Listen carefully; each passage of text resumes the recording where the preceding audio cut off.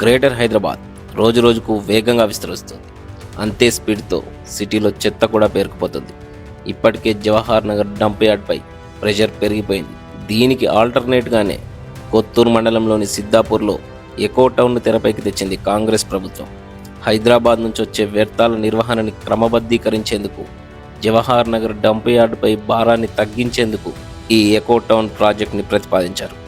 జపాన్లోని కిటా Kyushu echo town మోడల్లో eco friendly పద్ధతుల్లో రీసైక్లింగ్, 24/7 వ్యర్థాల పునర్వినియోగం కోసం సాలిడ్ వేస్ట్ మేనేజ్మెంట్ కేంద్రాన్ని ఇక్కడ ఏర్పాటు చేయాలని ప్రభుత్వం నిర్ణయించింది. దీనికోసం సిద్ధాపూర్ గ్రామంలోని 86 ఎకరాల ప్రభుత్వ భూమిని టీజీఐఐసి నుంచి సేకరించి జీహెచ్ఎంసీకి ట్రాన్స్ఫర్ చేశారు.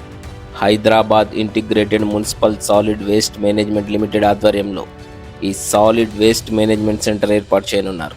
ఇక్కడ అడ్వాన్స్డ్ టెక్నాలజీతో వ్యర్థాలను రీసైక్లింగ్ చేయాలని టార్గెట్గా పెట్టుకున్నారు.